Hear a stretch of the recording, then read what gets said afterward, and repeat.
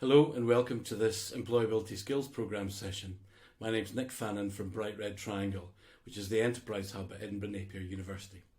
This is an introduction to presenting. I've spoken in one of the earlier sessions about the difference between pitching and presenting. I talked about how a pitch is used to persuade your audience to do something that you want them to do. Presentation is really a longer form where you are effectively presenting information to your audience. I'm going to talk in this session about presentation skills and also about your final presentation, which you need to submit in week 5. First of all, I'm going to talk about how you plan for a presentation, and I'm going to talk about planning for presentations that you will do in front of people in real life, perhaps when this pandemic is over. This might be in the classroom, it might be in the workplace, it might be in a job interview, but hopefully there will be a time when we can actually present in the same room as other people. So some of the basic questions that you need to think about in your planning for a presentation is: what result do I want? Who's my audience? And what content do I need to deliver in order to achieve the result that I want? You've also got to think about the practical things. How much time have I got? Where will the presentation take place? What equipment is available? And how do I get my message across? So we'll start with where will the presentation take place. This is really important, actually, although it seems really basic. You need to figure out where are you supposed to be and at what time. Have you gone to the correct room and are you there on time?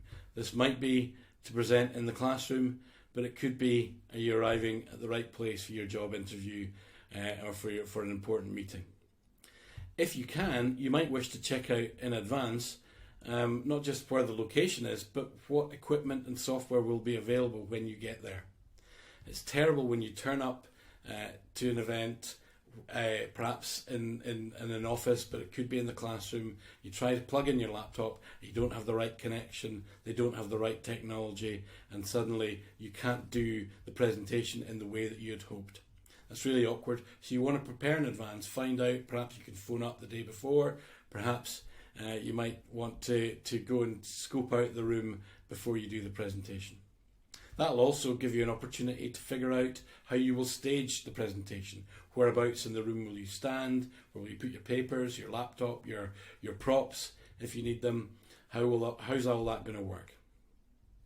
It's really important to think about the environment that you're going to be presenting in.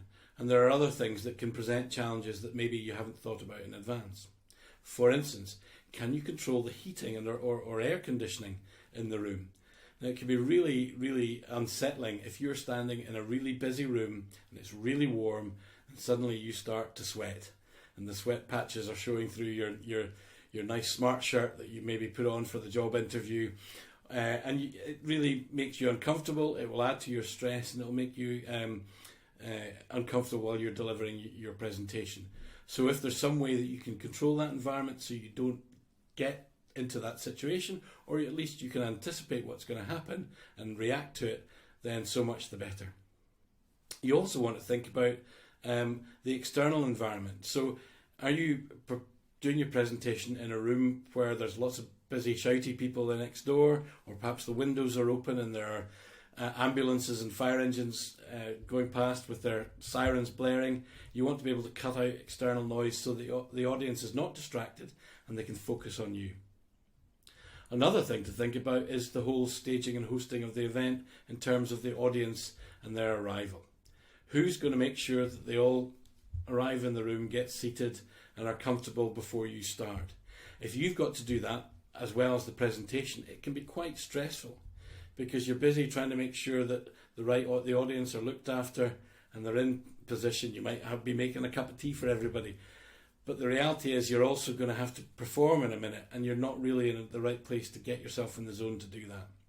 Ideally, you can use the rest of your team to help you manage that process. You might have somebody that is there to welcome guests, somebody else to hand out any catering that might be supplied, so that the person that is actually presenting is able to spend a bit of time just getting themselves in the right place, in the zone, and thinking about getting ready to perform. It will help calm them down and help the performance of the presentation to go well. You want the people's first impression of the room to be a good one as well. So it's not just about making sure everyone's got a seat, it's about making sure that there are seats for everybody, that the room is set up right, that the staging is right, you've got the right equipment in place, so you don't spend time, somebody else's time, remember, trying to get things set up when you could have done that beforehand. So all of these things are important to think about when you go into the presentation. You really want to do that in advance. All of that meticulous presentation preparation will really help you. Then, of course, you've got to think about what result do you want to achieve with this presentation. It could simply be presenting some information to an audience in order to inform them. But actually, there might be other things going on. In the classroom context, it might be that you need to provide evidence that you've done the work. You need to show your course leaders, your tutors, that you have done the work that they required you to do in order to pass the class. And of course, passing the class might be the result that you want to achieve from your performance of this presentation. It could be in another context that you want to get the job. So you've got to think about how will the content of your presentation help you to achieve that. You've got to think about the audience that are going to be listening to you. Who's going to be there in the room with you? Are they key decision makers? And by key decision makers, I could be meaning your tutors, your program leaders, the people that are going to mark your work. But equally, that could be a potential employer who's interviewing you, or it could be senior management in the company that you're working for that are going to make a decision based on the information contained in your presentation. So you need to think about what do they know about you and your subject, how will that impact the way that you deliver it, do you need to give yourself a detailed introduction, or do you skip that and go straight into the talking about the information that you're trying to get across? How do you talk about the information? Do you use jargon or not? Do you use technical terms or not? That will depend on who's listening. My best bit of advice, I think, is to think about it like you're trying to explain it to your granny. If you can explain it to your grandmother in simple terms, you can probably explain it to everybody.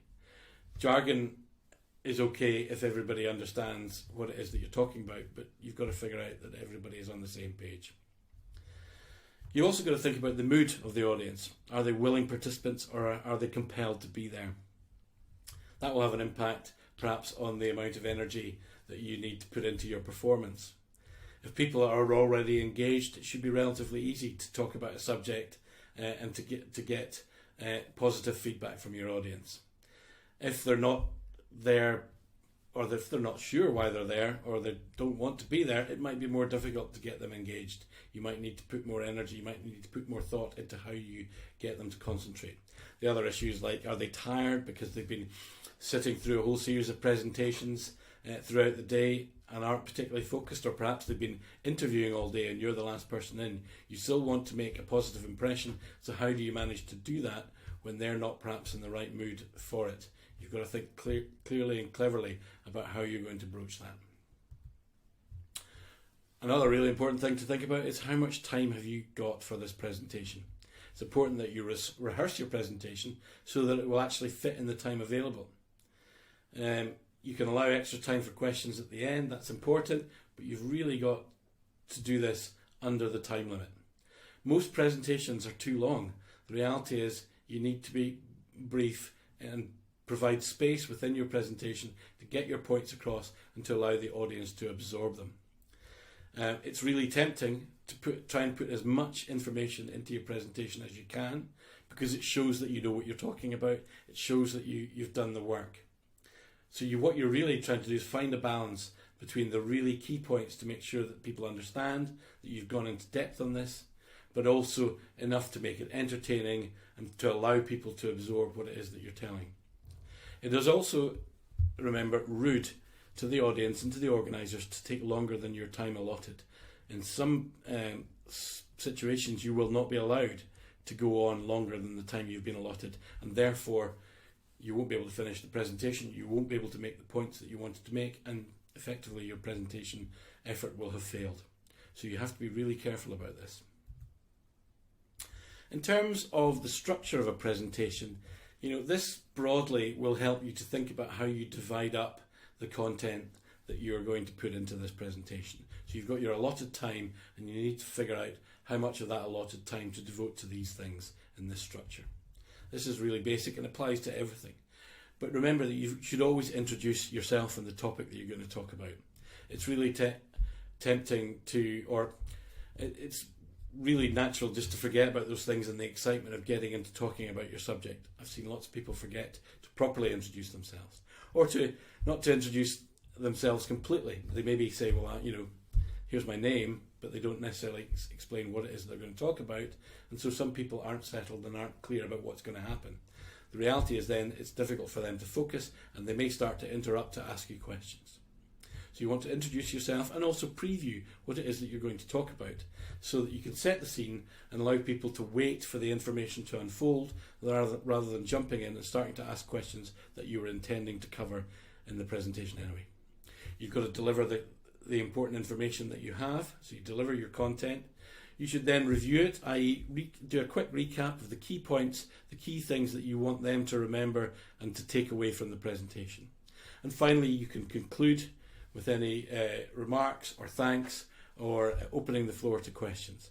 But that structure should broadly cover any presentation that you're doing.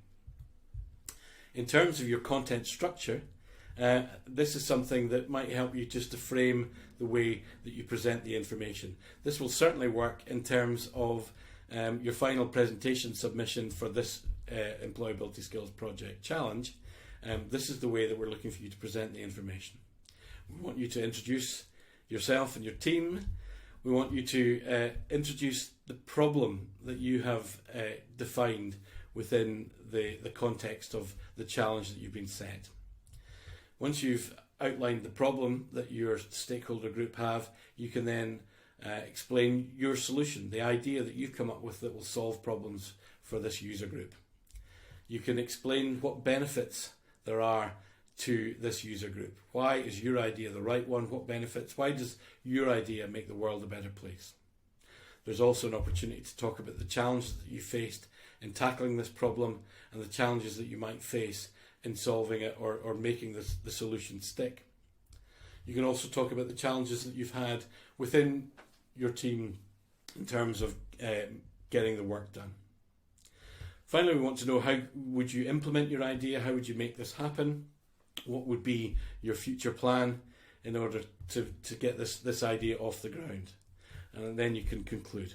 But that's the content structure that we are doing, and it's pretty much going to be a useful content structure for most pitches and presentations that you might make, certainly in the workplace. Let's talk a little bit about presentation skills, about how important it's not just the words that are important, it's your body language and your voice as well.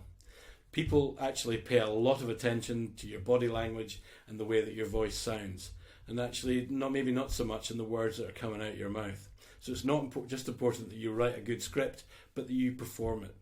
And that might be sort of slightly concerning to some, that they've got to think of this as a performance, but really this is it, and everybody has to do it. And this is about you showing that you're engaged in the subject. Because actually, if your audience see that you're not engaged, why would they want to be engaged in something that you don't care about? So think about how you use your voice, the volume and pitch. Make sure that you modulate your voice, that you're not just speaking in a dull monotone right the way through that makes it sound like you're bored. Think about the speed at which you're talking. Don't talk too fast. Don't talk too slow. You need to leave some pauses in your presentation to allow people to absorb the information that you've just communicated before you move on to the next section. You should also be aware of some of your own vocal tics and foibles. We're all guilty of them. I know I am. That we can and ah our way through a conversation or a presentation. We use words like, a lot, maybe too much. A great way to figure that bit out is to record yourself presenting and then watch it back. Some people would find that excruciating, but actually it's a useful tool just to kind of get a sense of what your performance style is like, and you can start to think about how you would modify it so that it looks more professional. Think about the body language that you're using. Always be natural. Try not to be theatrical. People aren't necessarily comfortable if you get too jazz handsy.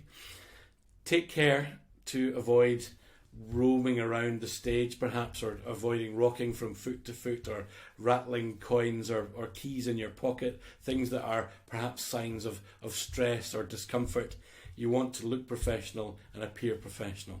So try and moderate your body language in some ways. So you might wish to try something like a power stance, which might make you feel more confident and more in control of the situation. But experiment with it and see what comes naturally to you. So here's a few tips here for good presentations. Smile and be engaged with the audience. Your body language is really important. It's important also that you come across as genuine and authentic and honest, and perhaps also open to learning. The audience has to feel that they can interact with you, that they can ask questions, that they can inform you as well. If you seem open to that, they will be much more engaged with you and more likely to adopt the information that you've given them, and perhaps to do the thing that you want them to do. Remember to tell a story throughout your presentation. Bring your audience along.